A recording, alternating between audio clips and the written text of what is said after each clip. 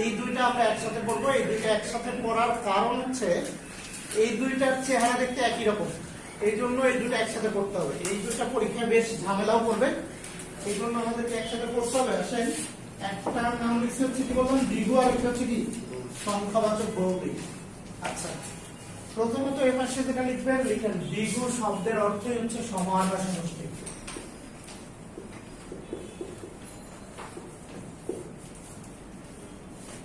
কি বলছি? প্রথমত যেটা বলছি যে দ্বিগু শব্দের অর্থই হচ্ছে কি সমাহার বা সমষ্টি।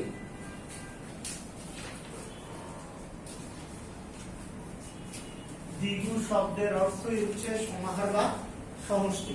তার মানে কি, এটা দ্বারা কি বোঝাবে? সমাহার বা সমষ্টি বোঝাবে, মানে কোনো কিছু একত্রিত, কম্বাইন্ড, এরকম কোনো কিছু একটা বোঝাবে। আচ্ছা, এরপর আসলে এরপর এটার যে ফরমেশনটা হচ্ছে এরকম।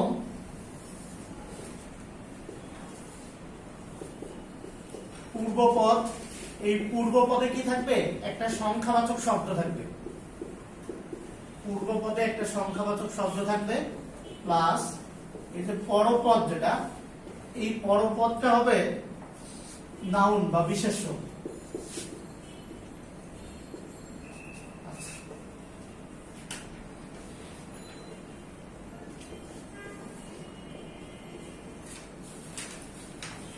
এখন আসেন, তাহলে কি বললাম? পূর্বপদে একটা সংখ্যাবাচক শব্দ থাকবে, আর পরপদটা হবে কি নাউন বা বিশেষ্য।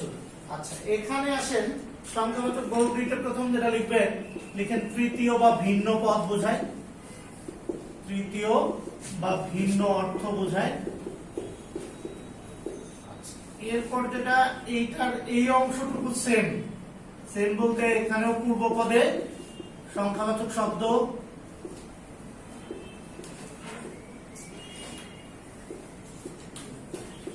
প্লাস পরপদ হচ্ছে নাউন, মানে পূর্বপদ পরপদ এগুলো মনে আছে তো? আগের দিন তো পড়াইছিলাম, ভুলে গেলে চলবে না কিন্তু। আচ্ছা, তাহলে দেখেন আমরা যে জায়গাটা পাইছি, প্রথমত একটা এই যে সমাহার বা সমষ্টি বোঝায়, আর ওইখানে কি তৃতীয় বা ভিন্ন অর্থ বোঝায়, এইটা একটা পার্থক্য পাইছি। মাঝখানেরটা হচ্ছে কি মিল, দুইটা কি একই রকম। তার মানে দেখেন পূর্বপদের সংখ্যাবাচক, ওইখানেও কি পূর্বপদের সংখ্যাবাচক, এখানে পরপদটা নাউন, ওইখানেও পরপদটা কি নাউন। তার মানে দুইটার চেহারা দেখে কি রকম হবে? একই রকম হবে। পার্থক্যের জায়গা হচ্ছে এইটা একটা পার্থক্যের জায়গা, আর এইটা একটা পার্থক্য জায়গা। দেখেন এইটার যে সমস্ত পদ, এইটাও হবে নাউন, এইটার যে সমস্ত পদ, এটাও হবে কি নাউন বা বিশেষ্য। বাট এইটার যে সমস্ত পদ, এইটার সমস্ত পদটা হবে হচ্ছে বিশেষণ বা অ্যাডজেক্টিভ, যেটাই বলেন না কেন, এইটার সমস্ত পদটা হবে কি বিশেষণ। তাহলে সমস্ত পদ হিসেবে যখন আমরা বিশেষণ পাবো, আর আগের ফরমেশন যখন মিলে যাবে, এই যে সংখ্যাবাচক আর নাউন, তারপর যদি ওটা বিশেষণ হয় তখন সেটা হবে সংখ্যাবাচক বহুব্রী। আর যদি সংখ্যাবাচক শব্দ আর বিশেষ্য হয়, তারপরে যদি ওটা যদি নাউন হয়ে যায়, তখন সেটা কি হয়ে যাবে? তখন সেটা হয়ে যাবে কি দ্বিগু। আচ্ছা, এটা ক্লোজ করে দেন, এটা ক্লোজ করে দেন, পার্থক্য শেষ। এখন আমরা কিছু এক্সাম্পল লিখবো, সেগুলো কোনোটার মধ্যে লিখবেন না, নিচে নিচে লিখবেন। পার্থক্য এখন শেষ করেন না, দ্রুত করেন।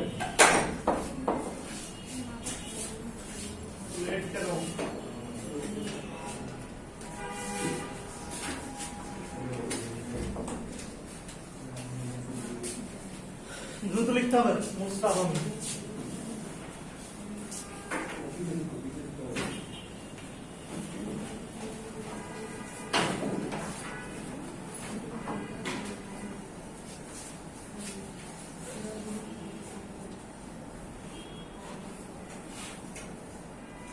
আচ্ছা, দেখেন যেটা বলছি যে কোনোটার মধ্যেই আমরা লিখবো না, এটা ক্লোজ। এখন নিচে নিচে আলাদা করে লিখবো। আমি এক্সাম্পল গুলো লিখতেছি, আপনারা আমার সাথে সাথে লিখেন। প্রথম যেটা লিখবেন, লিখেন চৌরাস্তা, এরপর লিখেন চৌচালা, এরপর লিখেন চতুর্ভুজ, এরপর লিখেন চার হাত,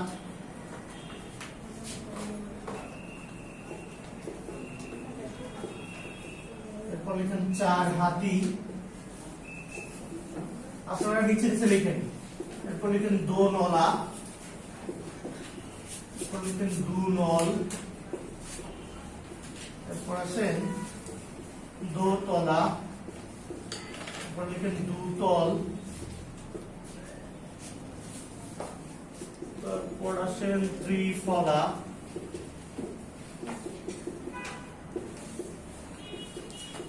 দশভুজি,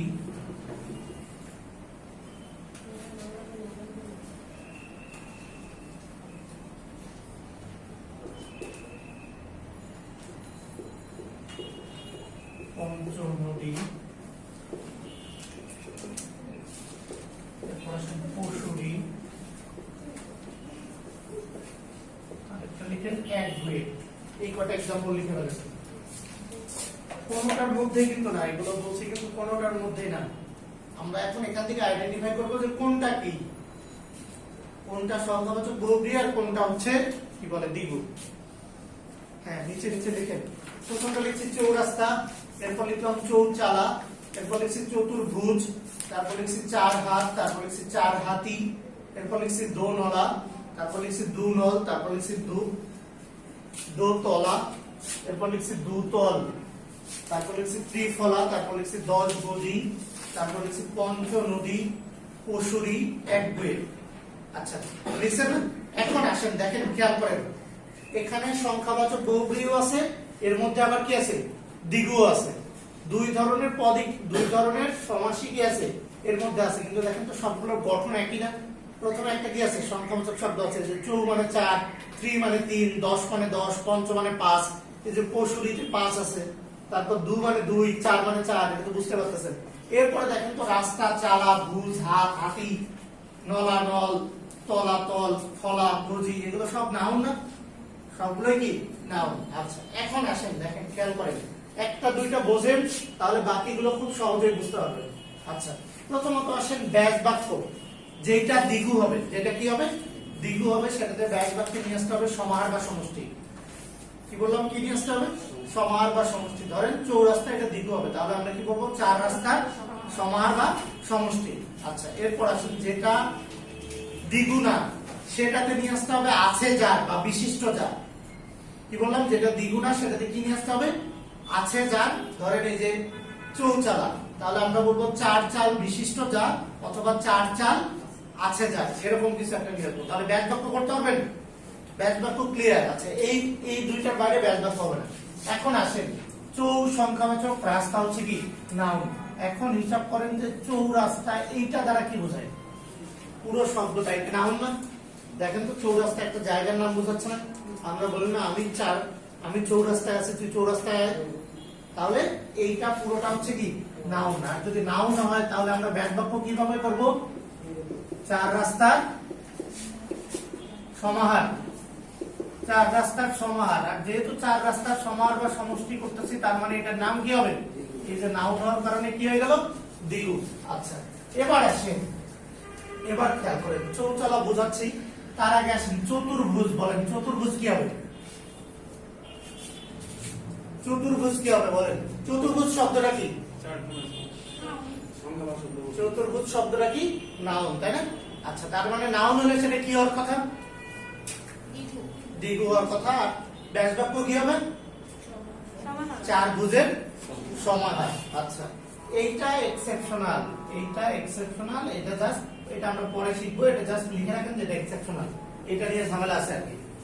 জাস্ট এরকম ভাবে লিখে রাখেন যে এক্সেপশনাল, এটা নিয়ে ঝামেলা আছে। এরকম আরো যেগুলো ঝামেলা আছে সেগুলো নিয়ে আমরা আলোচনা করবো পরে, এটা আর কি মাঝখানে ঢুকে গেছে ভুল করে। আচ্ছা, এখন আসেন দেখেন, চৌচালা, এইখানে কি বোঝাচ্ছে, চৌতে 4, চালাতে তো চালা, ঘরের চালা। এখন আসে কথা হচ্ছে, যেটা এইটা কি পুরোটা দ্বারা কি নাউন বোঝাচ্ছে না অ্যাডজেক্টিভ বোঝাচ্ছে? এই চৌচালা এটা কিন্তু নাউন না, এটা একটা ঘরের বৈশিষ্ট্য বোঝাচ্ছে। কি বোঝাচ্ছে, ঘরের বৈশিষ্ট্য বোঝাচ্ছে। আর দেখেন, এখানে পূর্বপদ পরপদ কোন পদেরই অর্থ প্রাধান্য নেই, কোন পদেরই অর্থ প্রাধান্য নেই। কিরকম, চৌ মানে 4, চালা মানে চালা, কিন্তু চৌচালা বলতে বোঝায় টিনের ঘরে। এখন টিনের ঘরে কি 4টা চাল আছে? থাকতেও পারে, নাও থাকতে পারে, কিন্তু বোঝাচ্ছে কাকে, এই যে টিনের ঘরকে বোঝাচ্ছে কি চৌচালা ঘর, বা মানে যেটা পাকা ঘর নয় এই টাইপ ঘরকে বোঝাচ্ছে কি চৌচালা ঘর। তাহলে দেখেন, আর এটা কি বিশেষণ, বলা যায় না যে আমি চৌচালায় থাকি, বলতে হয় কি আমি চৌচালা ঘরে থাকি। তাহলে এটা একটা ঘরের বৈশিষ্ট্য বোঝাচ্ছে। আর বৈশিষ্ট্য বোঝাইলে সেটা কি হয়ে যায়, অ্যাডজেক্টিভ হয়ে যায়।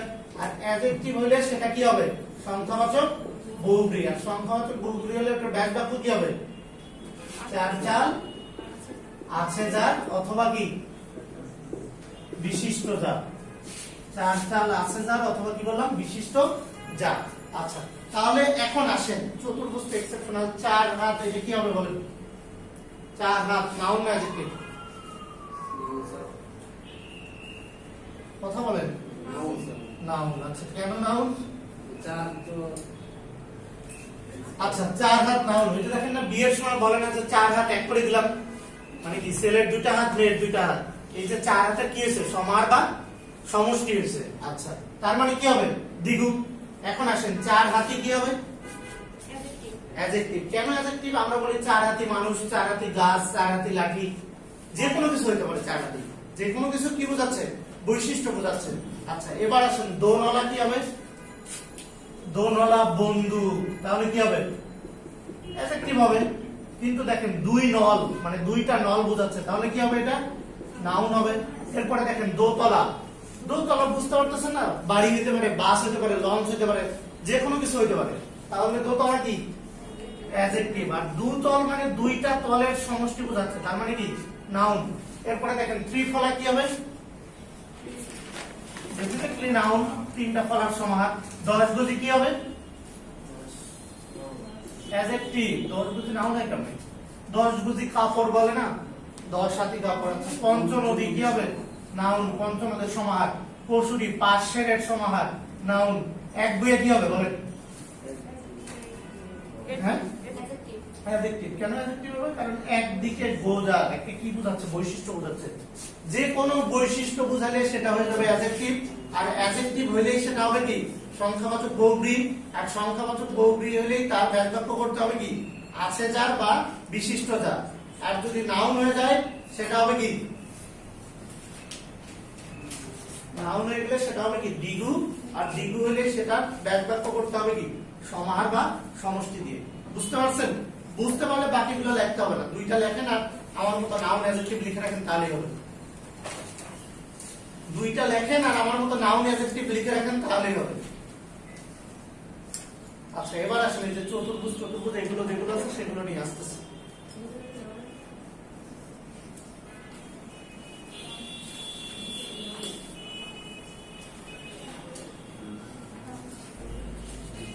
পরীক্ষায় কিন্তু এখান থেকে বেশ ভালো কোশ্চেন আসে এবং ভালো ভুল হয়। বিগত বছরে অন্তত 4-5টা কোশ্চেন আসছে এরকম, নিচের কোনটি সংখ্যাবাচক বহুব্রী বা নিচের কোনটি দ্বিগু। এই যে বিশেষ করে চৌরাস্তা আর চৌচালা খুব ঝামেলা লাগায়। আচ্ছা এখন আসেন, এখন যেটা লিখবেন লিখেন এক্সেপশনাল। এক্সেপশনাল। এক্সেপশনালে লিখেন চতুর্ভুজ। এক্সেপশনাল এক্সাম্পলের মধ্যে লিখেন চতুর্ভুজ। এরপর লিখেন একতারা, দোতারা, বেতার, সেতার। বেতার লেখার দরকার নেই, একতারা, দোতারা, সেতার। চতুর্ভুজ একতারা, দোতারা, সেতার। এক্সেপশনাল লিখে লিখবেন চতুর্ভুজ একতারা, দোতারা, সেতার। আচ্ছা এখন আসেন দেখেন আমি বুঝা দিচ্ছি কি কি বলছি আমি। চতুর্ভুজ একতারা, দোতারা, তারপর বলছি কি বেতার, সেতার। আচ্ছা আসেন এখন খেয়াল করেন, দেখেন বুঝতে হবে একটু। এগুলো বুঝলে, এগুলো সবগুলো নাউন না? নাউন কি না? নাউন হলে কি হওয়ার কথা? নাউন হলে দ্বিগু হওয়ার কথা, কিন্তু এগুলো দ্বিগু না, এগুলো হচ্ছে সংখ্যাবাচক বহুব্রী। এগুলোর পাশে আগে লিখে রাখেন এগুলো হচ্ছে কি? সংখ্যাবাচক বহুব্রী। কেন সংখ্যাবাচক বহুব্রী এটাতে আসতেছি আমরা। এগুলো নাউন না, এগুলো নাউন হলেও কি এগুলো দ্বিগু না, এগুলো হচ্ছে কি বললাম? এগুলো সংখ্যাবাচক বহুব্রী। বেশ ভালোভাবে মনে রাখতে হবে। দেখেন যদি বোঝেন তাহলে খুবই সহজ হয়ে যাবে। আচ্ছা প্রথমত আসেন দেখেন এই যে সে মানে হচ্ছে 3। সে মানে কি বললাম? 3। তার মানে আর তার মানে কি? তার। এখন দেখেন তার মানে যদি আমরা বলি যে 3 তারের সমাহার, সে তারে কি 3টা তার থাকে? কোনোদিনও 3টা তার থাকে না। আর দেখেন এটা যে কোনো কিছু 3 তারের সমাহার, ধরেন এরকম 3টা তার আমি একত্রিত করলাম, এটাকে কি সে তার বলা যাবে? তাহলে সে তার বলতে তিন বা তার কোনোটাকে বোঝাচ্ছে না, বোঝাচ্ছে কাকে? বাদ্যযন্ত্রকে। কিন্তু আপনার চৌরাস্তা বলতে চারটা রাস্তাকেই কি করতেছে? বোঝাচ্ছে, বা চারটা রাস্তার সমাহার বা সমষ্টিকেই বোঝাচ্ছে, এর বাইরে ওখানে আর কিছু নাই। কিন্তু এখানে দেখেন সে তার বলতে একটা কাকে বোঝাচ্ছে? বাদ্যযন্ত্রকে বোঝাচ্ছে। সেম ভাবে দোতারা একতারা বলতেও তাই বোঝাচ্ছে। দোতারা বলতে কি দুইটা তারের সমাহার, বা একতারা বলতে কি একতার বিশিষ্ট এমন কিছুকে বোঝাচ্ছে। একটা কি বোঝাচ্ছে? মিউজিক্যাল ইনস্ট্রুমেন্ট বোঝাচ্ছে, যেটা বাজে বা শব্দ হয়। তাহলে এটা বুঝতে পারছেন কেন বহুব্রী? বহুব্রী এর আগের ক্লাসে বুঝাইছিলাম না যে কি পূর্বপদ পরপদ কোনোটারই কি পাবে না, অর্থ প্রাধান্য পাবে না। দেখেন পূর্বপদ পরপদ কোনোটারই অর্থ প্রাধান্য পাচ্ছে না, এই জন্য এটা কি হয়ে যাচ্ছে? বহুব্রী হয়ে যাচ্ছে। এবার আসেন তাহলে চতুর্ভুজ। চতুর্ভুজ আমরা কাকে বলি বলেন? চতুর্ভুজের সংজ্ঞা বলেন, ক্লাস 5 এ পড়ছেন। হ্যাঁ, চার কোণ আছে স্যার। আমি এখানে শেষ করতে হবে, বাইরে বলেন না, এখানে যা বলছেন বলছেন। চারটি রেখাংশ দ্বারা আবদ্ধ। হ্যাঁ, চারটি রেখা দ্বারা আবদ্ধ বলেন। তারপর চতুর্ভুজ বলেন। চারটি রেখা দ্বারা আবদ্ধ, তারপর কি বলেন? ক্ষেত্রকে চতুর্ভুজ বলে। আচ্ছা, এখন দেখেন চারটি রেখা দ্বারা আবদ্ধ, ভালো বলছো। চারটি রেখা দ্বারা আবদ্ধ ক্ষেত্রকে না, চারটি রেখা দ্বারা আবদ্ধ এই যে এই জায়গাটা যে তৈরি হলো, মাঝখানের যে জায়গাটা, এটাকে বলা হচ্ছে চতুর্ভুজ। মানে তার যে আয়তন বলি বা ক্ষেত্রফল বলি, যে জিনিসটা তৈরি হলো, এটা হচ্ছে কি? চতুর্ভুজ। তাহলে দেখেন এইটা দ্বারা চারটা, মানে চারকেও বোঝাচ্ছে না, বাহুকেও বোঝাচ্ছে না, এই যে ক্ষেত্রফলকে বোঝাচ্ছে। কি বললাম? এই ক্ষেত্রফলটাকে বোঝাচ্ছে, এই যে মাঝখানের যে ক্ষেত্রফলটাকে বোঝাচ্ছে, এটা হচ্ছে কি? চতুর্ভুজ। তাহলে দেখেন চারকেও বোঝাচ্ছে না, বাহুকেও বোঝাচ্ছে না, বোঝাচ্ছে কাকে? মাঝখানে তৈরি, মানে মাঝখানে যে ক্ষেত্রফলটা তৈরি হলো বা ক্ষেত্রফলটা সৃষ্টি হলো, এটাকে বোঝাচ্ছে কি? চতুর্ভুজ। তাহলে এই যে দেখেন পূর্বপদেরও অর্থ প্রাধান্য পাচ্ছে না, পরপদেরও অর্থ প্রাধান্য পাচ্ছে না, এখানে যেটা আবদ্ধ একটা জায়গাকে বোঝাচ্ছে, যেটা চারটা বাহু দ্বারা বা চারটা ভুজ দ্বারা আবদ্ধ। এই আবদ্ধ জায়গা বোঝানোর কারণে এগুলো হচ্ছে কি? সংখ্যাবাচক বহুব্রী হয়ে গেল। আচ্ছা, তাহলে এখন আসেন, এইটা গেল। এবার আসেন, এবার যেটা লিখবেন লিখেন, তাহলে আমাদের কি কি সমাস হলো? দ্বন্দ্ব হয়েছে, দ্বিগু হলো, কর্মধারা হয়েছে, তাই তো? তাই তো নাকি? কথাবার্তা বলেন না কেন আপনারা? আচ্ছা, এখন আসেন, এখন যেটা শিখবো, লিখেন তৎপুরুষ সমাস।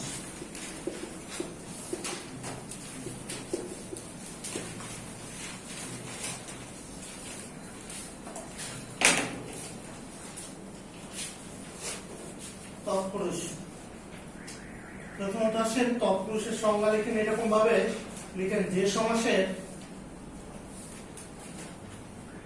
তৎপুরুষ সমাস, যে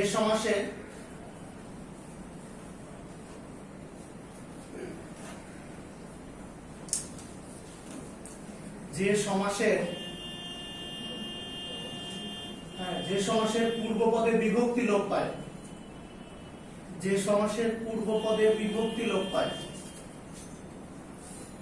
যে সমাসের পূর্বপদে বিভক্তি লোপ পায় এবং পরপদের অর্থ প্রাধান্য পায়, যে সমাসের পূর্বপদে বিভক্তি লোপ পায় এবং পরপদের অর্থ প্রাধান্য পায়,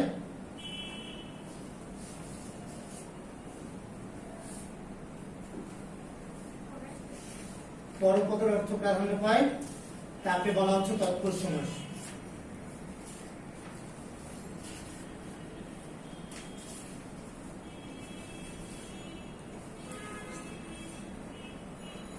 কি বললাম? তাহলে পূর্বপদে কি হবে? বিভক্তি লোপ পাবে, আর কি? পরপদের অর্থ প্রাধান্য পাবে, তাকে আমরা কি বলবো? তৎপুরুষ সমাস। আচ্ছা, এখন আসেন বিভক্তি টিভক্তি এগুলো তো পারেনি, কারকের ক্লাসে পড়ানো হয়েছে। আচ্ছা, এখন আসেন তৎপুরুষ সমাস অনেকগুলো প্রকার, লিখতে থাকেন। দ্বিতীয় তৎপুরুষ, তৃতীয় তৎপুরুষ, চতুর্থী তৎপুরুষ, পঞ্চমী তৎপুরুষ, ষষ্ঠী তৎপুরুষ, সপ্তমী তৎপুরুষ, সপ্তমী পর্যন্ত লিখতে থাকেন, দ্বিতীয় থেকে সপ্তমী পর্যন্ত, দ্বিতীয় থেকে সপ্তমী পর্যন্ত লিখতে থাকেন।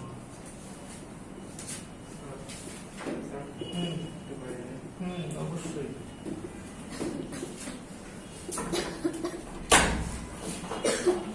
দ্বিতীয় থেকে সপ্তমী পর্যন্ত লিখতে থাকেন।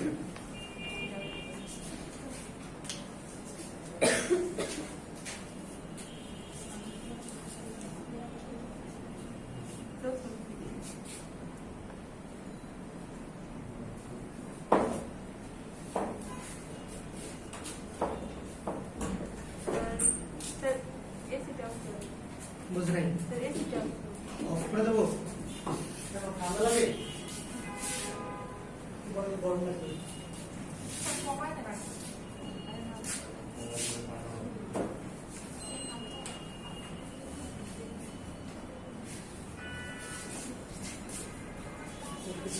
অফ করে রাখি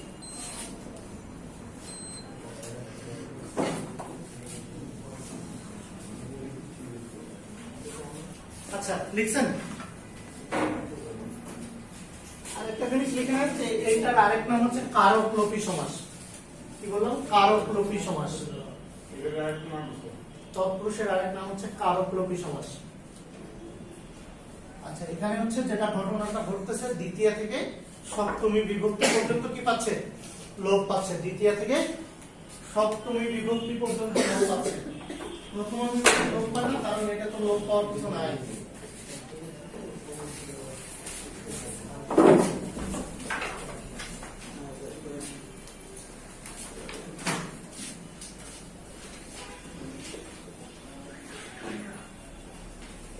কিছু এক্সাম্পল লিখেন দেখেন দ্বিতীয়া আম ফুরানো এরপর লিখেন রদ দেখা তারপর ধরেন লিখেন কলা বেচা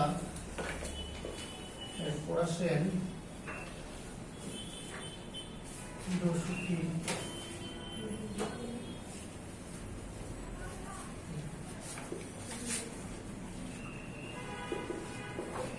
আচ্ছা দ্বিতীয় বিভক্তি কোনগুলো দ্বিতীয় বিভক্তি হচ্ছে কি কে রে রে তাই না এগুলো না আচ্ছা কে রে রে ওটা ছেড়ে দেন না কেন ওটা ওখানে রেখে দিচ্ছেন কেন তো বললাম না ওটা লিখে আপনাদের লেখা শেষ এই পাশে দিয়ে দেন আপনারা লিখছেন মেয়েরা লিখছেন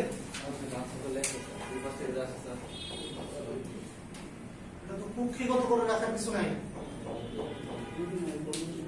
আচ্ছা দেখেন কি বললাম দ্বিতীয় বলছে কি কে রে রে তাই না তাহলে আম পুরানো দেখেন ব্যাগ বাক্য কি হবে আমকে পুরানো রদ দেখা কি হবে রদকে দেখা কলা বেচা কি হবে কলাকে বেচা চিরসুখী কি হবে চিরকাল বেটিয়া সুখী চিরকাল বেটিয়া সুখী এখান থেকে একটা নোট লিখবেন নোট যেটা লিখবেন লিখেন বেটিয়া বা ব্যক্তি বোঝালে সেটা দ্বিতীয় হয় বেটিয়া বা ব্যক্তি বোঝালে সেটা দ্বিতীয় তৎপুরুষ হয়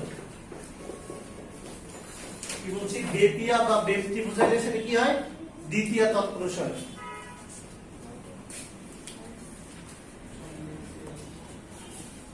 বেটিয়া বা ব্যক্তি বোঝালে সেটা দ্বিতীয় তৎপুরুষ হয়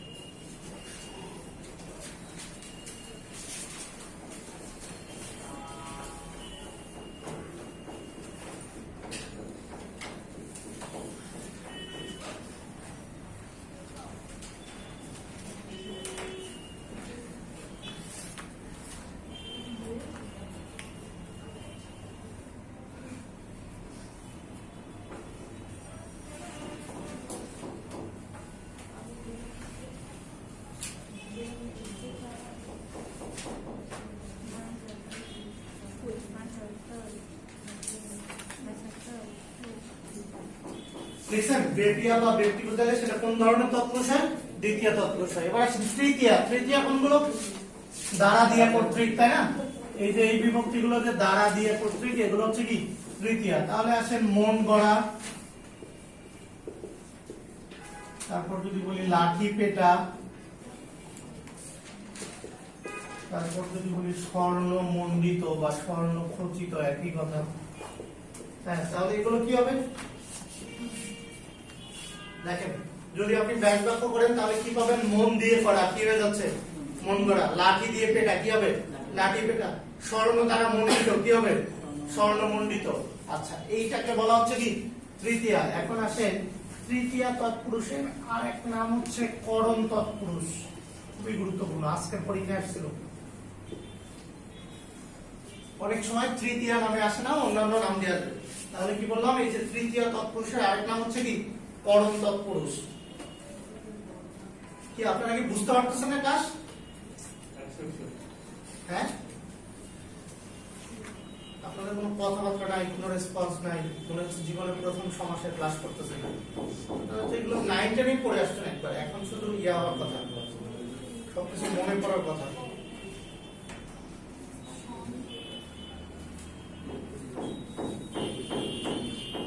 তাহলে কি বললাম, তৃতীয়া হচ্ছে কি দ্বারা দিয়ে কর্তৃক, এই যে তৃতীয়ার আরেকটা হচ্ছে কি পরম তৎপুরুষ। এই যে এক্সাম্পল বললাম, মন দিয়ে গড়া, লাঠি দিয়ে পেটা, স্বর্ণ দ্বারা মণ্ডিত বা স্বর্ণ দ্বারা খচিত। এবার আসেন চতুর্থী। আচ্ছা, চতুর্থীও কি তৃতীয়ার মতোই না? চতুর্থী হচ্ছে কি এরে এরে, কিন্তু চতুর্থীর যেটা এটা হচ্ছে নিমিত্ত বা জন্য বোঝাবে। কি বললাম, নিমিত্ত অথবা কি হবে, জন্য বোঝাইতে হবে, তখন গিয়ে চতুর্থী হবে, তাছাড়া কিন্তু চতুর্থী হবে না। নিমিত্ত বা জন্য বুঝেন তো, মানে ফর বোঝাবে, এক কথায় ইংরেজির যে ফর আছে না, ফর বোঝাবে। দেখেন তো এখানে এরে এরে বোঝাইছে, এই আমকে পুরানো, এখানে কি জন্য বোঝাচ্ছে? কোনো কিছু জন্য বোঝাচ্ছে? বোঝাচ্ছে না। আচ্ছা, এখানে চতুর্থীতে কি বললাম, নিমিত্ত বা জন্য বোঝাবে। যেমন আসেন যদি বলি ডাক মাসুল। আচ্ছা, নিমিত্ত, জন্য, অথবা আরেকটা যেটা লিখতে পারি সেটা হচ্ছে সম্প্রদান বোঝাবে। এরকম যেমন দেখেন গুরু ভক্তি, তারপর আসেন তপবন। খেয়াল করেন, দেখেন এই তিনটা বোঝেন তাহলে হবে। আচ্ছা, আরো একটা লিখি আয়কর। না বোঝার তো কিছু দেখতেছি না। আচ্ছা, দেখেন আপনি বুঝতেছেন যে কলা বেচা, কলাকে বেচা বা চির সুখী, এটাতে কি বোঝাচ্ছে না, জন্য বোঝাচ্ছে না। জন্য তো বোঝেন, জন্য মানে কি ফর, মানে আমি তোমার জন্য এটা করতেছি বা আমি আপনার জন্য এটা করতেছি, এই যে জন্য, কারো জন্য কোনো কিছু করা। আচ্ছা, এখন দেখেন এই যে ডাক মাসুল, কি জন্য দিচ্ছেন আপনি? ডাকের জন্য যে মাসুল বা ডাকের নিমিত্তে যে মাসুল, মানে কোনো কিছু পোস্ট করতে গেলে আমাকে যে টাকা দিতে হয় এক্সট্রা, সেটাকে বলা হচ্ছে কি ডাক মাসুল। এই যে গুরু ভক্তি, দেখেন সম্প্রদান বোঝাচ্ছে, গুরুকে ভক্তি, কোন প্রকার কি ছাড়া, কোন প্রকার স্বার্থ ছাড়া। এরপরে দেখেন তপবন, তপের জন্য যে বন বা তপের নিমিত্তে যে বন, এই জায়গাটায় কি করা হয়, তপস্যা করা হয়। এরপর দেখেন আয় কর, আয়ের জন্য যে কর, আয়ের জন্য যে কর সেটাকে আমরা বলছি কি আয় কর। তাহলে এই যে জন্য নিমিত্তার্থ বা সম্প্রদান বুঝালে তখন সেটা হয়ে যাবে কি চতুর্থী। আর যদি জন্য নিমিত্তার্থ সম্প্রদান না বোঝায় তখন সেটা কি হয়ে যাবে, তখন সেটা কি হবে, দ্বিতীয়া। তখন সেটা কি হবে, দ্বিতীয়া। তাহলে চতুর্থী বুঝতে পারছেন। এবার আসেন, এবার যেটা লিখবেন, লিখেন পঞ্চমী।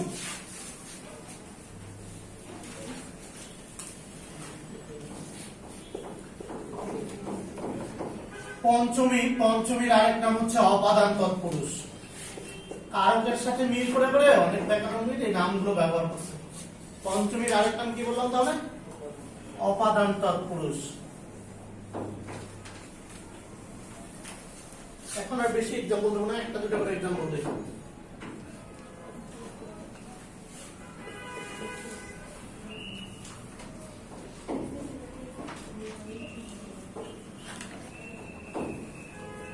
আচ্ছা, খেয়াল করেন, দেখেন দল ছুট, তার মানে কি দল হতে ছুট। বিলেত ফেরত, তার মানে কি হবে, বিলেত থেকে ফেরত। এই যে হতে থেকে যে, এগুলো লোপ পেয়ে যদি কোনো কি হয়, সমাস হয়, তখন আমরা সেটাকে বলছি কি পঞ্চমী তৎপুরুষ। এরপরে আসেন ষষ্ঠী। ষষ্ঠী তৎপুরুষের আরেক নাম হচ্ছে অধিকরণ তৎপুরুষ। না, ষষ্ঠী অধিকরণ না, সপ্তমী অধিকরণ। ষষ্ঠী তৎপুরুষ লিখেন। ষষ্ঠী তৎপুরুষ, ষষ্ঠী বিভক্তি কোনগুলো, এই যে র আর এর, এগুলো যদি লোপ পায় তখন আমরা সেটাকে কি বলবো, তখন আমরা সেটাকে বলবো ষষ্ঠী তৎপুরুষ। যেমন ধরেন রাজার পুত্র, কি হবে,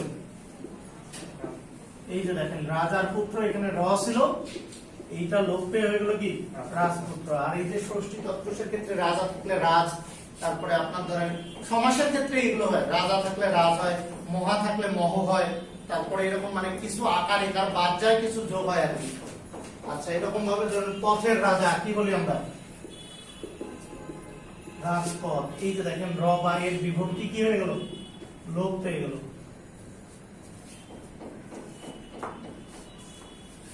তাহলে এরকম ভাবে র বা এর বিভক্তি লোপ পেলে সেটাকে আমরা কি বলবো, ষষ্ঠী তৎপুরুষ। আচ্ছা, এবার আসেন সপ্তমী। সপ্তমী কি, এ অন্তস্থ তে এতে, এগুলো কি হবে লোপ পাবে। যেমন ধরেন মাতায় ভক্তি কি হবে? মাতৃভক্তি। এই যে দেখেন মাতায় থাকার কারণে কি হয়ে গেল? মাতৃ হয়ে গেল। তারপরে ধরেন পিতার স্নেহ, পিতার স্নেহ তো পিতৃ স্নেহ, এটা ষষ্ঠী হয়ে যাবে, র বা এর লোপ পাচ্ছে। আচ্ছা এরকম ভাবে যদি বলি গাছে পাকা কি হবে? গাছ পাকা। এই যে দেখেন এ বিভক্তি ছিল, এটা কি হয়ে গেল? লোপ পেয়ে গেল। এই কারণে এগুলোকে বলা হচ্ছে কি? সপ্তমী। আচ্ছা এগুলো খুব বেশি গুরুত্বপূর্ণ না, যেগুলো গুরুত্বপূর্ণ সেগুলোতে আসতেছি ইয়া থেকে, মানে এই যে তৎপুরুষ থেকে। তৎপুরুষ থেকে এগুলো খুবই কম গুরুত্বপূর্ণ বলতে পারি।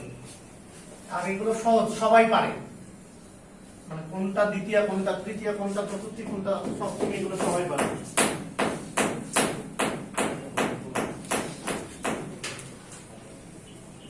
এখন আসেন আমাদেরকে এখান থেকে যে দুইটা তিনটা বিষয় পড়তে হবে। একটার নাম হচ্ছে অলুক তৎপুরুষ। অলুক তৎপুরুষ আপনাদের পারার কথা। অলুক মানে কি বলেন? আগের ক্লাসে পড়াইছি।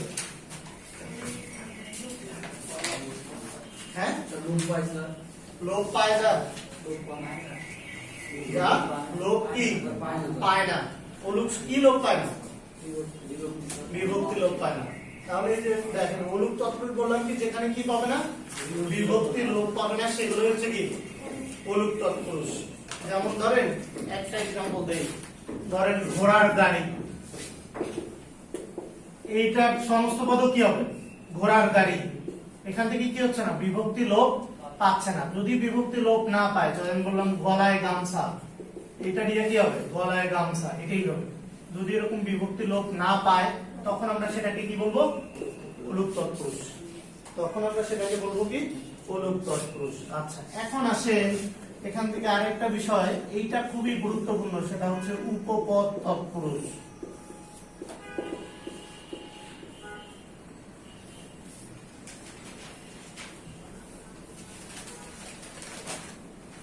উপপদ তৎপুরুষ।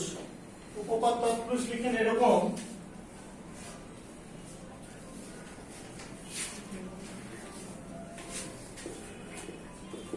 প্রথমে একটা বিশেষ্য প্লাস দ্বিতীয় অংশ কৃদন্ত পদ যোগে গঠিত। যখন প্রকৃতি প্রত্যয় পড়াইছি তখন কৃদন্ত পদ পড়াইছি। কৃদন্ত পদ যোগে মানে কি? কৃত প্রত্যয় যোগে গঠিত বা কৃত প্রত্যয়ের মাধ্যমে গঠিত। এটা হচ্ছে উপপদ তৎপুরুষের বৈশিষ্ট্য। বললাম প্রথমে একটা কি থাকবে? বিশেষ্য থাকবে, আর দ্বিতীয় অংশ কি? কৃদন্ত পদ যোগে গঠিত।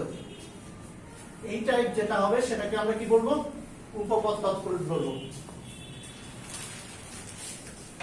আচ্ছা এক কথায় প্রকাশ টাইপ যেগুলো আছে না, এগুলো হচ্ছে উপপদ তৎপুরুষ। দেখেন এক কথায় প্রকাশ টাইপ যেগুলো, সেগুলো হচ্ছে উপপদ তৎপুরুষ। দেখেন আমি কয়েকটা एग्जांपल লিখি, তাহলে বুঝতে পারবেন।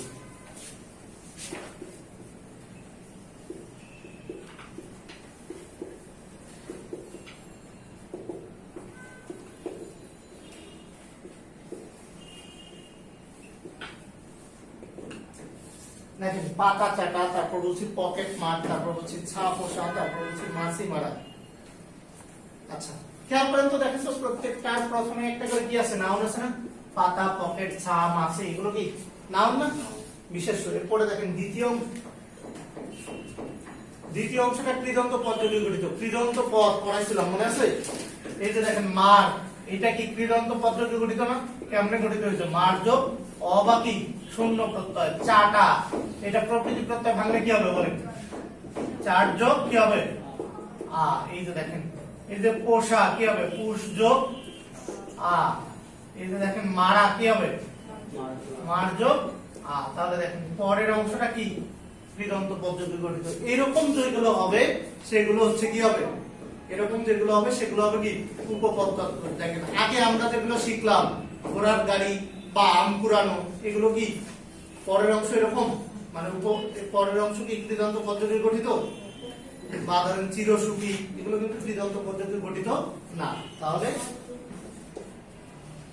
কি বললাম? উপপদ তৎপুরুষ হচ্ছে সেগুলো যেগুলো কি প্রথমে একটা কি থাকবে? বিশেষ্য থাকবে, আর দ্বিতীয় অংশটা কি? কৃদন্ত পদ যোগে গঠিত। এখান থেকে একটু এক্সেপশনাল টাইপ একটা উদাহরণ আছে, সার পোকা, এটা লিখে রাখেন। সার পোকা, এগুলো হচ্ছে সার পোকা, এটা বোঝা যায়। এই যে মাছি মারা কেরানি বলে, মাছি মারা শব্দের অর্থ কি বলেন? মাছি মারা কেরানি বলো না? মাছি মারা তো একটা বাস খারাপ, কোনো কাজ নাই, এটা ভুল ধরে না। মাছি মারা হচ্ছে এমন ধরনের কাজ যে হুবহু নকল করবে, মানে তার নতুন করে ক্রিয়েটিভিটির কোনো সুযোগ নেই। মাছি মারা কেরানি কিভাবে আসলো? এই যে ব্রিটিশ পিরিয়ডে কিছু লোকজন ছিল যে যাদের কাজ হচ্ছে ওই ইংরেজরা যেটা লিখে দিবে ওইটা কপি করা। তো একজন কেরানি ছিল, ওনাকে একটা এরকম কাগজ দিচ্ছে যে তুমি এটা কপি করে দিবা। তারপর উনি এটা মানে কয়েক পেজ আর কি তো লিখতে গিয়ে দেখে যে এক জায়গায় একটা মাছি মরে পড়ে আছে। নিজে লেকচার শিট বা একটা কাগজ ফাইল ধরে, এখন 2-3 পেজ পরে দেখলো একটা মাছি মরে গিয়ে পড়ে আছে। এখন ওনাকে তো বলছে যে হুবহু নকল করতে হবে। তখন উনি কি করলো, একটা মাছি ধরার চেষ্টা করা শুরু করলো।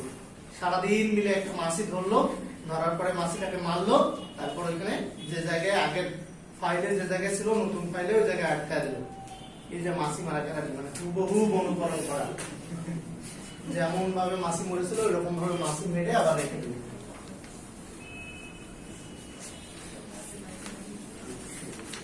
আচ্ছা, এবার আসেন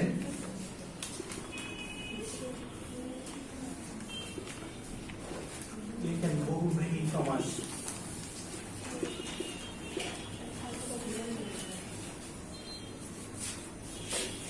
আচ্ছা, বহুব্রীহি এর আগের দিন বুঝাইছিলাম, মনে আছে? যে পূর্বপদ প্লাস পরপদ কি হবে? কোন পদেরই কি পাবে না, অর্থ প্রাধান্য পাবে না, আলাদা তৃতীয় বা ভিন্ন কোনো অর্থ প্রাধান্য পাবে, সেটাকে আমরা বলবো কি বহুব্রীহি। আচ্ছা, প্রথম আগে সংজ্ঞা লিখেন। যে সমাসে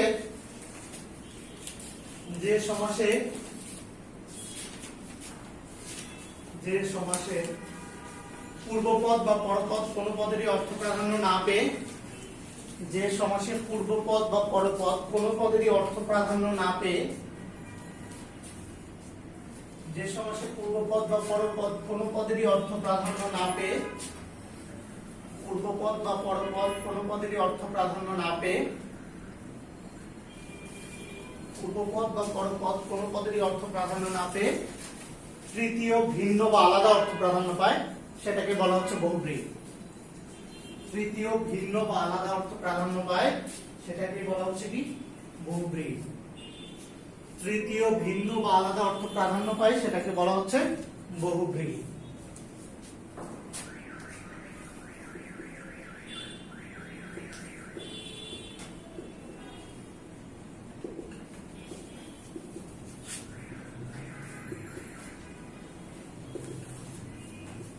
তৃতীয় ভিন্ন বা আলাদা অর্থ প্রাধান্য পেলে সেটাকে বলবো কি বহুব্রীহি। আচ্ছা, বহুব্রীহির অনেকগুলো প্রকারভেদ আছে, তার মধ্যে প্রথম আগে দুইটা লিখেন, একটা হচ্ছে বেধিকরণ আর একটা হচ্ছে কি সমানাধিকরণ। আমার মতো করে দেখেন।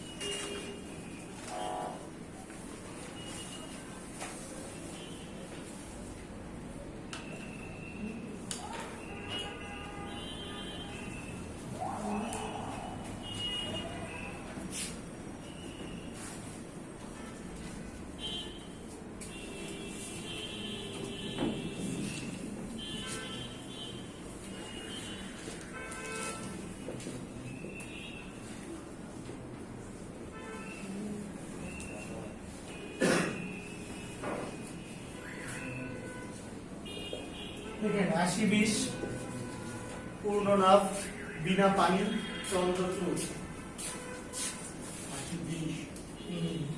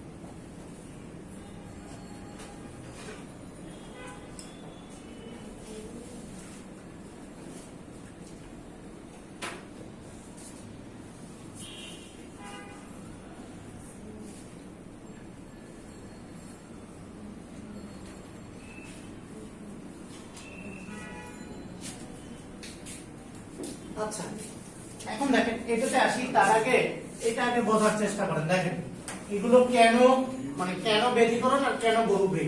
প্রথমত খেয়াল করেন যে এগুলো দুইটাই করে নাউন না, দেখেন তো 80 নাউন না, 20 এটাও কি নাউন। আচ্ছা 80 মানে হচ্ছে কি, 80 মানে কি বলেন? এই যে এটা একটা 80, এই 80 মানে হচ্ছে 80, আর যখন এটাকে আমরা দুইটা দিয়ে দেই তখন এই 80 মানে হয়ে যায় দাঁত। দাঁত, মানুষের যে দাঁত আছে না, যে কোনো প্রাণীর দাঁত, তাহলে এই যে 80 মানে হচ্ছে দাঁত, আর 20 মানে কি সাপ। তার এই কি বলে 20 মানে কি বিষ, পয়জন। তার মানে হচ্ছে যার দাঁতে বিষ আছে তাকে কি বলা হচ্ছে? সাপ। দেখেন মানুষের দাঁতেও বিষ আছে, প্রত্যেকটা প্রাণীর দাঁতে কি আছে? বিষ আছে। কিন্তু এই 80 কেও বোঝাচ্ছে না, 20 কেও বোঝাচ্ছে না, বোঝাচ্ছে কাকে? সাপকে। তার মানে এটা কি হয়ে গেল? বহুব্রী। আর যেহেতু দুইটা নাউন, তাহলে কোন ধরনের বহুব্রী হয়ে গেল? বেদীকরণ বহুব্রী। এরপরে দেখেন এই যে উর্ণ নাভ, উর্ণ নাভিতে যায়। উর্ণ নাভ মানে কি? আপনার উর্ণ মানে হচ্ছে সুতা, আর নাভ মানে হচ্ছে যে সুতা বনে আর কি। কিন্তু দেখেন সুতা অনেকেই বনে, বাট উর্ণ নাভ বলতে কাকে বোঝাচ্ছে? মাকড়সাকে বোঝাচ্ছে। কাকে বোঝাচ্ছে? মাকড়সা। এই যে বিনা পানি, বিনা পানি মানে কি বলেন? বিনা মানে কি? পানি মানে কি? পানি মানে হচ্ছে হাত, আর বিনা মানে কি? এটা দ্বারা সরস্বতীকে বোঝাচ্ছে, দেবী। এই যে চন্দ্র চূড়, চন্দ্র মানে কি? চাঁদ। চূড় মানে কি? চূড় মানে হচ্ছে উঁচু করে চুল বাঁধা, ওই যে মাথার উপরের দিকে উঁচু করে চুল বাঁধে না, এটাকে বলে চূড়। আর চন্দ্র মানে তো চাঁদ। দেখেন চাঁদ কেউ বোঝাচ্ছে না, এই যে উঁচু করে চুল বাঁধা কেউ বোঝাচ্ছে না, চন্দ্র চূড় বোঝাচ্ছে হচ্ছে শিবকে। তাহলে বোঝা গেছে কেন বহুব্রী। শব্দের সেন্স থাকতে হবে, তাছাড়া বুঝতে পারবেন না। মানে শব্দ কিভাবে আসলো বা কোনটার অর্থ কি, এটা না জানা থাকলে বুঝতে পারবে না। তাহলে দেখেন এখন কথা হচ্ছে যে এটা দুইটাই নাউন, এই জন্য এগুলো হয়ে যাচ্ছে কি, এই জন্য এগুলো হয়ে যাচ্ছে কি বেদীকরণ বহুব্রী। এখন তাহলে আসেন এরকম সমানাধিকরণের एग्जांपल লিখেন। সমানাধিকরণে কি হবে? একটা হবে কি বিশেষণ, আর একটা হবে কি বিশেষণ। লিখে নীলকণ্ঠ পোড়া কপাল, নীলকণ্ঠ পোড়া কপাল।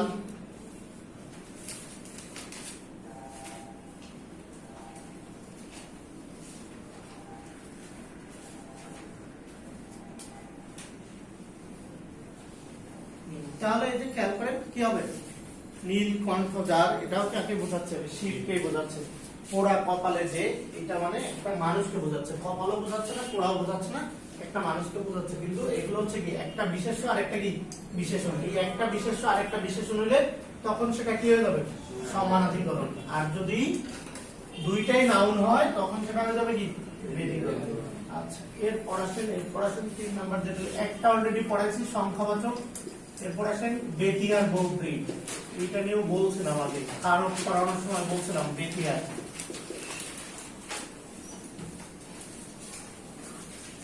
বেতি আর বহুব্রী লিখেন একই সময়ে একই স্থানে ভিন্ন ভিন্ন কর্তা লাগবে। বেতি আর বহুব্রী লিখবেন একই সময় একই স্থান, আর কি লাগবে? ভিন্ন ভিন্ন কর্তা লাগবে। বেতিহার একই সময় একই স্থান, আর কি বললাম? ভিন্ন ভিন্ন কর্তা লাগবে। একই সময় একই স্থান, ভিন্ন ভিন্ন কর্তা লাগবে।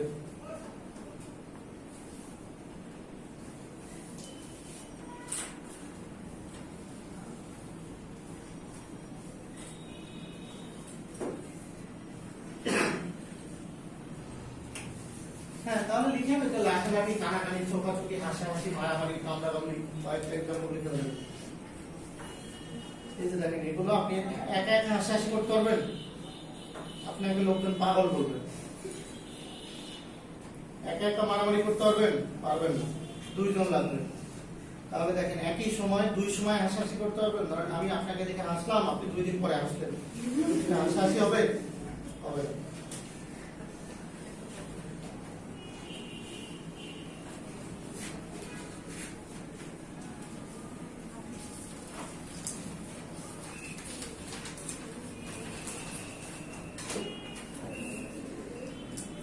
তাহলে যেটা বললাম একই সময় একই স্থান, আর কি বলছি? ভিন্ন ভিন্ন কর্তা। আচ্ছা এবার আসেন আরেকটা যেটা লিখবেন, 7-8 প্রকার। এটা আর একটা লিখেন মধ্য পদলোপী অথবা অন্ত পদলোপী বহুব্রীহি সমাস।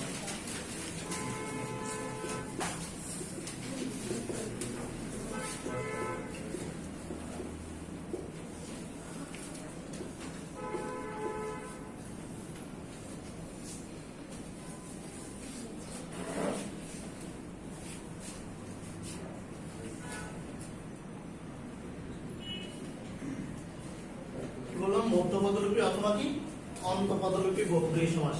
আচ্ছা, মধ্য পদলোপী অথবা অন্ত পদলোপী কি রকম? আপনারা দেখেন, যদি বলি গায়ে হলুদ, এই যে হাতে খড়ি, এক এক ব্যাকরণ বইয়ে কোনটাতে দেওয়া আছে কর্মধারায় দেওয়া আছে, কোনটাতে আবার অলুপ দেওয়া আছে যে বিভক্তি তো লোপ পাচ্ছে না।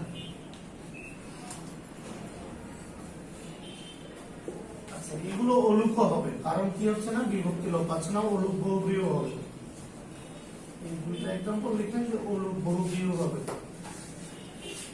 গায়ে হলুদ আর কি বলছি, হাতে খড়ি। দেখেন, আপনি যদি ব্যাস বাক্য করেন তাহলে কি হয়, গায়ে হলুদ দেয়া হয় যে অনুষ্ঠানে। মূলত এই যে গায়ে হলুদ দ্বারা একটি কি বোঝাচ্ছে, একটা অনুষ্ঠানকে বোঝাচ্ছে। গা কেউ বোঝাচ্ছে, মানে গা কেউ বোঝাচ্ছে না, হলুদ কেউ বোঝাচ্ছে না, একটা শ্রীমণি বোঝাচ্ছে। এই জন্য এটা কি বহুব্রীহি। দেখেন, আবার অলুপ বলতেছি কেন, এই যে গায়ে হলুদ, এই জায়গায় তো বিভক্তি কি পায় না, লোপ পায় না, এতে বিভক্তি আছে। এখন দেখেন, আপনার একটা প্রশ্ন হতে পারে যে এরকম যে গায়ে হলুদ দেওয়া হয় যে অনুষ্ঠানে, এখানে তো শুধু শেষ থেকে পদ লোপ পাচ্ছে, তাহলে তো আমরা অন্ত পদলোপী বলতে পারতাম, কিন্তু মধ্য পদলোপী বলছি কেন? মধ্য পদলোপী বলছি এই কারণে, কেউ যদি মাঝখানে পদ নিয়ে আসে তখন মধ্য পদলোপী হয়ে যাবে। মাঝখানে পদ নিয়ে এসে ব্যাস বাক্য করেন, দেখি কি হবে, মানে গা আর হলুদ দুইটার মাঝখানে পদ নিয়ে আসবেন।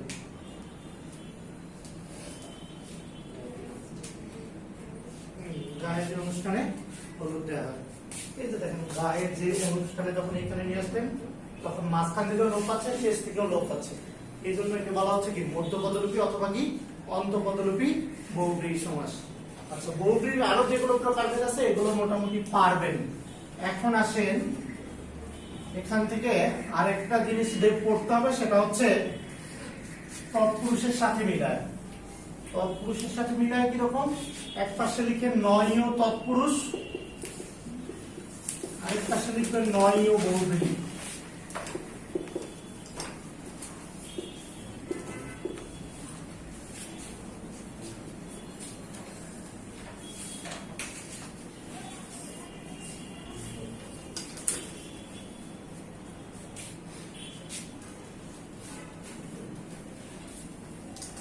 বললাম নয়ীয় তৎপুরুষ, আর কি বললাম, নয়ীয় বহুব্রীহি।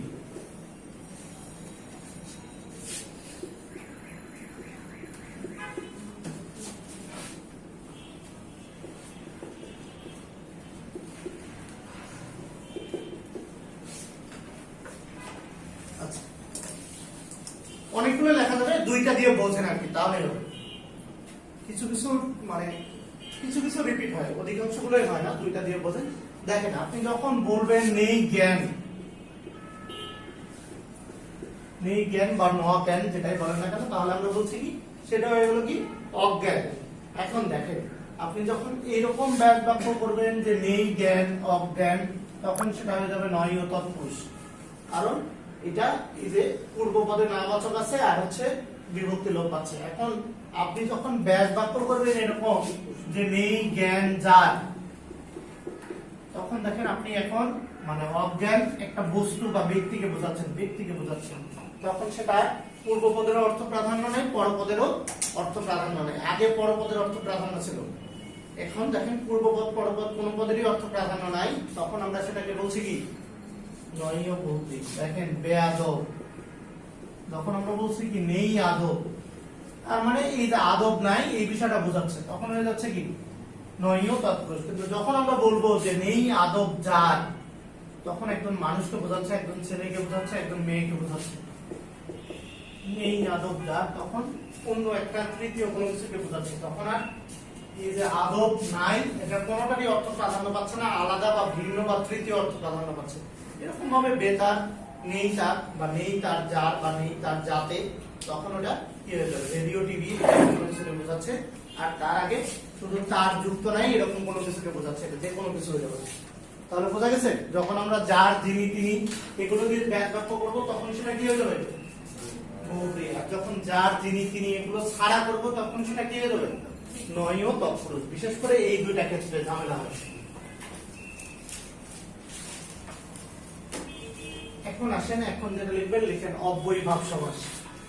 এই সমাসটা চিনতে খুবই সহজ, এর মতো চিনতে সহজ সমাস আর নাই। লিখেন অব্যয়ীভাব সমাস।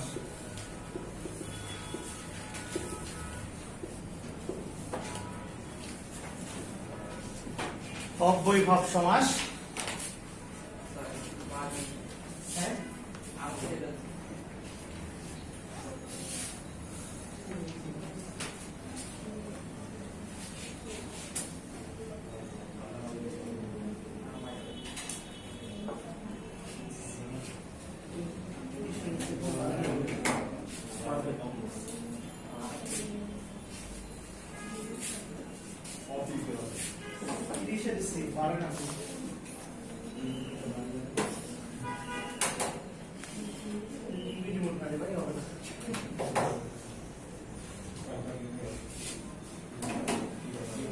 আচ্ছা, অব্যয়ীভাব সমাস লিখেন যে সমাসের পূর্ব পদে, যে সমাসের পূর্ব পদে,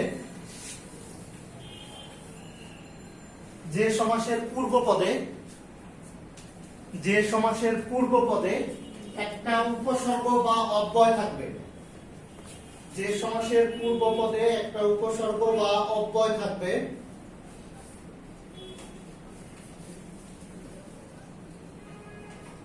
দেখছেন যে সমাসের পূর্ব পদে একটা কি থাকবে, উপসর্গ বা অব্যয় থাকবে, এবং সেই অব্যয়েরই অর্থ প্রাধান্য পাবে। যে সমাসের পূর্ব পদে একটা উপসর্গ বা অব্যয় থাকবে এবং সেই অব্যয়েরই অর্থ প্রাধান্য পাবে, এবং সেই অব্যয়েরই অর্থ প্রাধান্য পাবে, সেই অব্যয়েরই অর্থ প্রাধান্য পাবে, তাকে বলা হচ্ছে অব্যয়ীভাব সমাস। তাকে বলা হচ্ছে কি, অব্যয়ীভাব সমাস। এখন আসেন, উপসর্গগুলো আপনারা চিনেন না?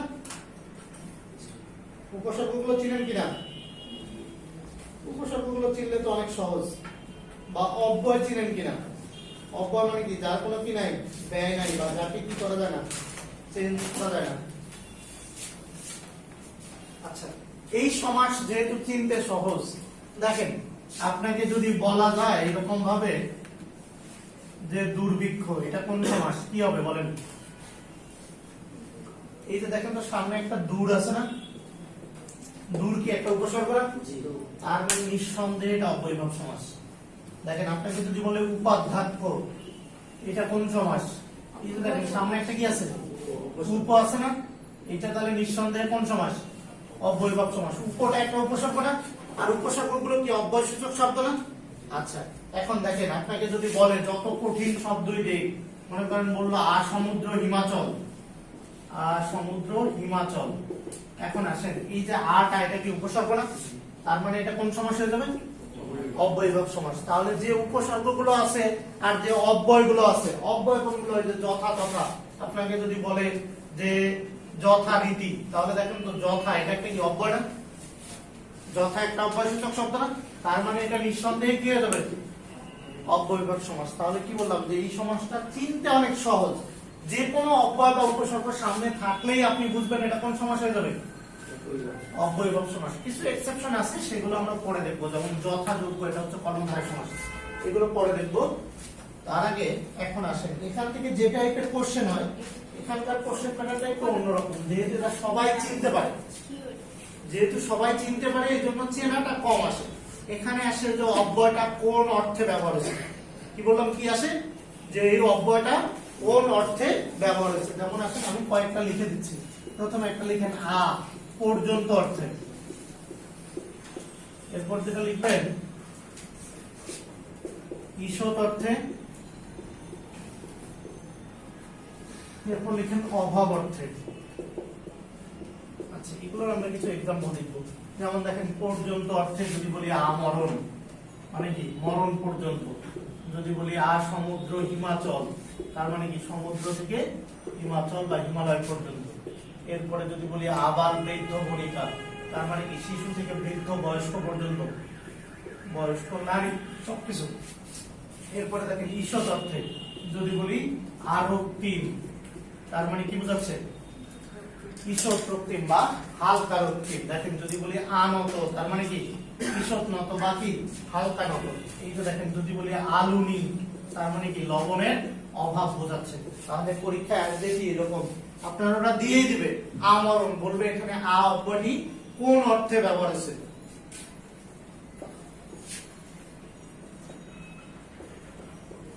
এরকম আসেন উপ সাদৃশ্য অর্থে, তারপর আর কি কি অর্থে ব্যবহার হতে পারে, ক্ষুদ্র বা ছোট অর্থে, তারপর আর একটা ব্যবহার হতে পারে সামীপ্য, সামীপ্য মানে হচ্ছে নিকটে অর্থে। সাদৃশ্য কিরকম, যেমন ধরেন উপজেলা, তারপরে উপবন, বনের সাদৃশ্য, উপগ্রহ, গ্রহের সাদৃশ্য। ক্ষুদ্র কিরকম, ক্ষুদ্র আপনার কি বলে উপশহর, তার মানে কি ছোট শহর। উপনদী, তার মানে কি ছোট নদী। তারপরে এরকম সামীপ্য কি উপবন বা উপকূল। একটা করে এক্সাম্পল দেখেন, উপকূল, ক্ষুদ্র লিখতে পারেন উপজেলা, উপজেলা সাদৃশ্য বোঝায়। উপবন লিখতে পারেন বা উপগ্রহ লিখতে পারেন।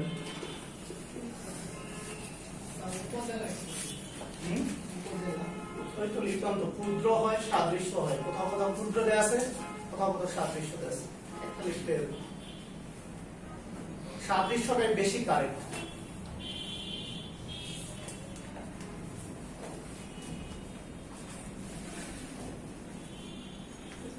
আচ্ছা, তাহলে এরকম আরো অনেকগুলো আছে, প্রতীক, তারপরে হচ্ছে এরকম আরো অনেকগুলো আছে, অনেকগুলো।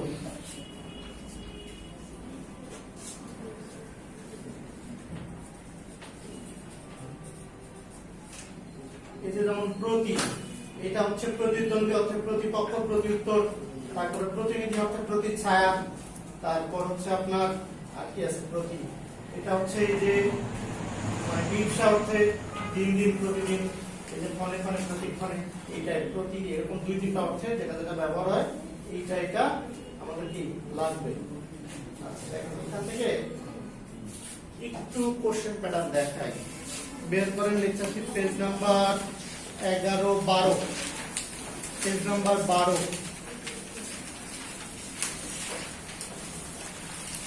পেজ নাম্বার 12 দেখেন,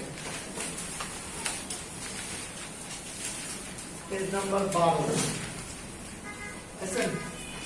1 নাম্বার কোশ্চেন দেখেন কি বলতেছে। 1 নাম্বার কোশ্চেন বলতেছে ক্ষুদ্র অর্থে ব্যবহৃত হয়েছে কোনটি? উপশহর নয়, উপদল হয়, ছোট দল। উপশহর সাদৃশ্য অর্থে ব্যবহার হয়, তো এই জন্য উপদলই দিয়ে।